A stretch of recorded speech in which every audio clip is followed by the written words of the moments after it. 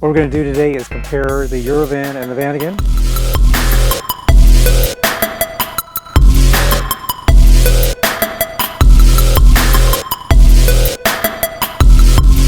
First thing you notice is it's like any other van.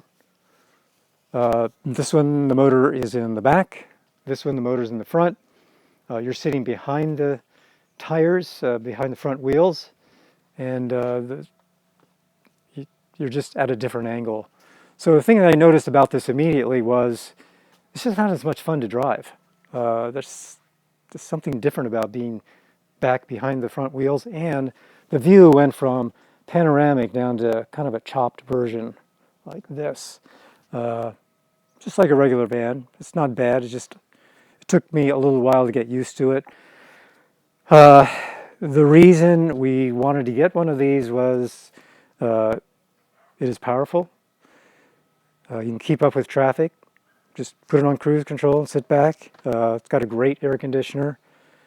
The Vanagon does have a in-dash air conditioner, which is a little unusual, and it blows cold, but it's just kind of takes the edge off the heat. Doesn't really help a whole lot. This, after a while, you got to turn the air conditioner off, no matter how hot it is. This is a great air conditioner.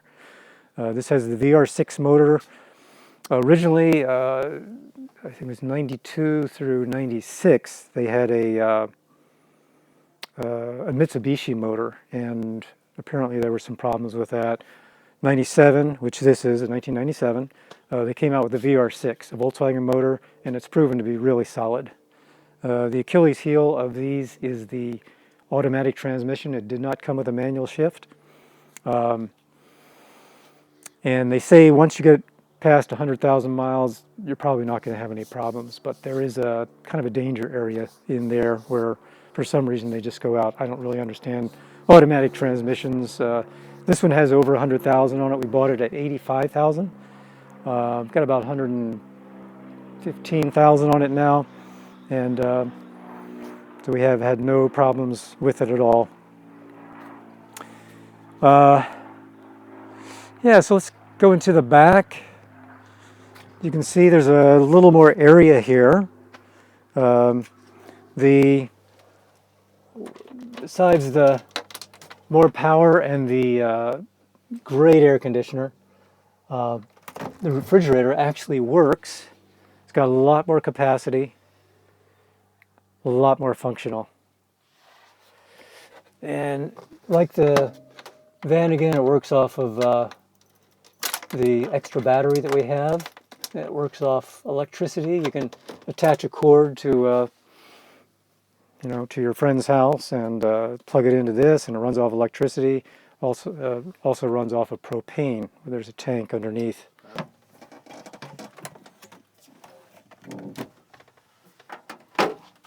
Another sink with a little faucet. This pops up. Attaches up here. 2-burner stove.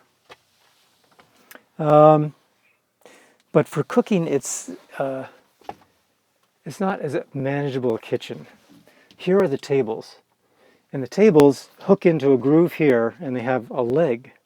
So there's not much counter space. You've got this, you got this. You can't really use the table when you're cooking, because if you put it here, it's in the way of the refrigerator. Put it here, it's in the way. They're just in the way. We rarely use those. Even when your meal is all done, I guess you could put one up, or maybe both of them up. Turn the swivel seat around. This will swivel around, and then one person can sit here, one person can sit there. So, but yeah, we were kind of disappointed with the way this is set up. In the Vanagon, they used a German company called Westfalia. And so that's Westfalia design, Westfalia materials. They sent the Eurovans over from Germany empty, and Winnebago would design and install all the camper stuff in the back. And the finish work isn't quite as nice as the Westfalia. The doors aren't quite as nice. Everything is just a little, just not as nice. And the design of this cooking area, we're kind of getting used to it, but we just decided it's just, for cooking, it's just not as nice. So you can carry passengers. This slides forward, and that goes down. And this is your bed. And it has a little mattress that goes over top of everything. So we just leave it down. We usually have our sleeping bags here and our pillows, and we just leave it down. As you can see, it's got another foot, I believe. So if you're a taller person and you don't want your feet hanging over the edge, this might be a better way to go. It is slightly narrower this way, we've noticed, just by about 3 inches, but even though we're small people, we just kind of notice it. Has storage. We've got our sleeping bags in here right now, but you can hang clothes in there and in the back. And utensil drawer. Keep different things in here. There's a mirror in this door. This you can get to with the bed down. But this area, which is huge, you better get everything you want out of there first, because you can't get to it once the bed is down. And like I say, if you wanted to put your sleeping bags away and fold this up and put the seat back up, when you're done with them, then everything's, you can get to everything. But we just kind of have gotten in the habit of just leaving it down because there's just the two of us. So they improved this also. They put some struts on here, little power struts, to make it easier to lift.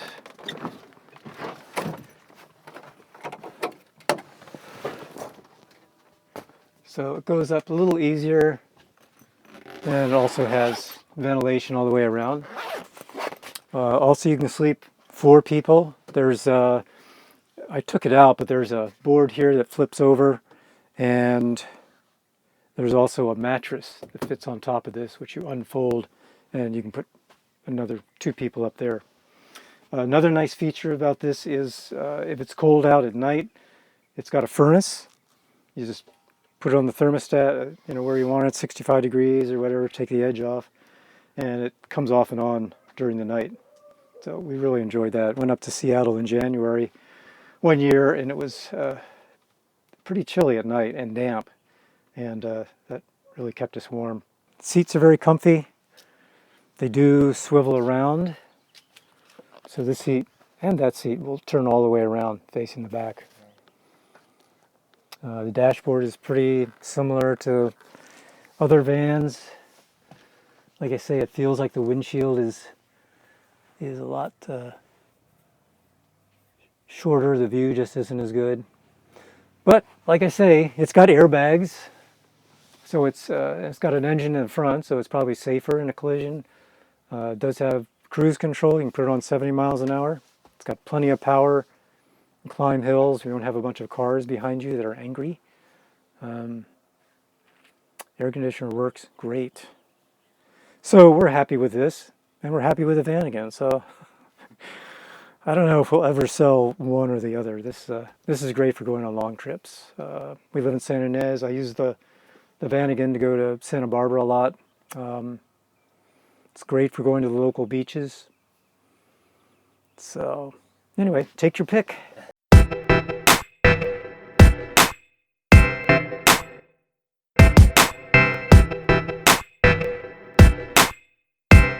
This is Samantha, and this is Sam, a Eurovan. So he's a little bit prissy compared to Samantha. He's just a little different.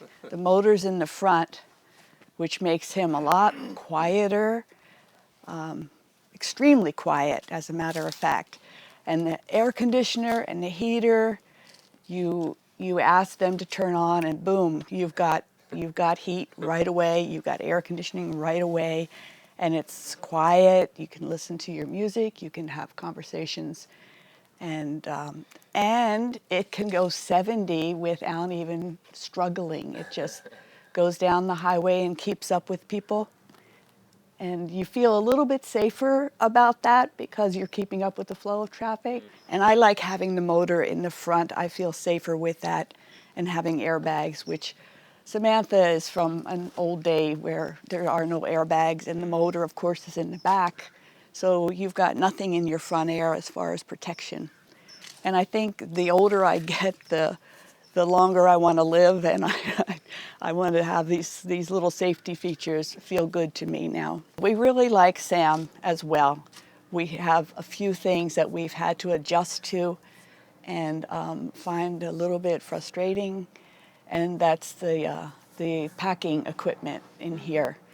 This, I think, is made by Winnebago, and you would think that with that name that they would be glorious, but it didn't work out in this design. As you can see, the bed is down. It's more narrow than Samantha. It's longer and more narrow. So that doesn't bother us because we're small people, so it's very comfortable. But when the bed is down, you can see this entire cupboard is blocked off. There's no way to open this and get anything out of there. So it's unusable when the bed is down. This one you can open pretty well and get in here. And I store things in here like, toilet tissue, paper towels. I might put bread, rolls. And I have to put all my, if I had canned goods or any type of food products that are non-perishable, they all go in here because, like I said previously, we leave the bed down most of the time, and so this cupboard isn't very workable. I do put things in here like a cast iron skillet and a saucepan and a plates, first aid kit, and then we put the bed up, get those out, and we leave those out when we're staying in a campground or somewhere for a couple days. We leave those things out. So because of the access problem. This is a nice, the drawers and things do seal nicely. This is our utensils and matches and things like that. This is all, excuse the mess. This is our backpacking fuel, and we put mostly some dishes here and cups and coffee because we are coffee people. And this cupboard back here slides, and we have sleeping bags in there, and there's hooks if we want to hang anything up that, maybe you're going away and you're going to a wedding or something and you need to hang up your good clothes. Again, the upstairs, I don't think we've ever slept up in this one. There's another piece that sits up here that we take out because it comes over too far, and then you can't stand up quite as well. Right. So because we don't really use it, we don't carry it with us. The tables are not as easy to work as in Samantha. They're not as functionable or easy to get in and out. So we find that we really don't use them. The stove works great. It's a 2-burner stove, just like over there, and a nice sink, a nice faucet. Very little counter space compared to Samantha. I had that whole counter, if you remember. Here, I've got this little piece. So if I'm cooking something here and I don't have any place and it's hot, I just set it down in the sink, which is a safe place to put hot things. But those are the little things you have to learn and adjust to when you come from that one that has so much space and storage and to this, and you kind of have to adapt. And stop making those comparisons because it's not bad, it's just different. There's no little shelf up here for my small things, so that's why it's more junky and cluttered in here, because those things end up in there. The refrigerator, however, is my love, as it works. It's bigger, much bigger, and it works well on the fuel. And if we don't, and when we're driving, you set it on battery so you don't burn up your fuel. If you're in a campground with electricity, you can actually plug it in and save fuel that way.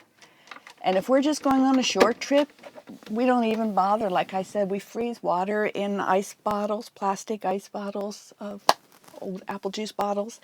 And it's just amazing. The insulation is so good. And That do you will keep. also bring a cooler too in this one, or mostly just with Depends on the length of the trip. Yeah, if we're going up north to see the kids, then we usually do, because we take a lot of sparkling water and things that like that I just like to have, and I like to plan my meals out. I like to know what we're going to have, so I take a lot of food I prepare things here and pack it rather than have to find the kind of food we eat on the road. Yeah. So that's why we have one cooler, and then the nice large fridge. Back here's our we actually have heat at night, which has saved us a couple times. You can turn this on, and it runs off the propane just like this, like the other thing, the refrigerator and the stove, and it worked great. And you just set your thermostat, and it comes on and goes off as the night. And because we were up in Bryce Canyon a couple years ago, and we didn't realize in October it would get quite that cold. We went over to Lake St. George to do a triathlon, and then Bryce Canyon is like right there, and we thought, oh, we haven't been there since we were first married. So we went up there for the night, and when we woke up, we were covered in frost. Everything, our cooler we set outside was frozen, and we were so cold it was like shaking. And so it's nice. With this, we can go up there to Bryce Canyon and spend the night and turn the heat on and wake up in the morning and be just fine. Awesome. Yeah, so that's a big difference. So I think, I don't know, maybe because I'm older, I like my little conveniences a little more. I like having the air conditioning. I like having the heater when we travel. And I like feeling a little safer on the highway. Yeah. Awesome. So yeah, we like it. I think we like them both as much, but we like them in different ways. You know, one was for one part of our life, and now this one is easing into another part of our life, Yeah. if that makes sense. That's great. Yeah. But you'll probably keep them both? Probably, because Bill is even more enamored with Samantha than I am, and he talks every once in a while about parting with her, but I don't think he will. He uses her for short runs and for his taking care of our property in Santa Barbara. And It seems to me like you guys get a lot of enjoyment out of both of them. You know, it's just one of those things you could get rid of and have less stuff and maybe get some money for it, but it brings joy to your life, right? But why? Yeah, why? You wouldn't get that much money for it, and if he really likes it, and he enjoys driving it. I don't enjoy driving Samantha because it's kind of a difficult. I drive a stick shift, but this one is a little trickier than your regular stick shift in a car. So I don't drive it. I drive this one, or I drive our old Honda, which is a manual. This was our first vehicle, I think, that ever had an automatic transmission. So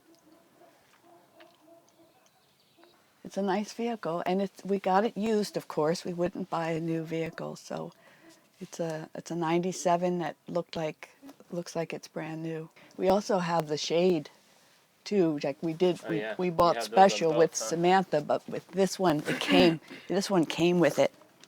So we have shade wherever we go, which is really nice. Because we're going to go to June Lake in July to do a triathlon up there, and there's very little shade at June Lake. Great, that's great, Mom. Thank you. You're welcome. Thank you.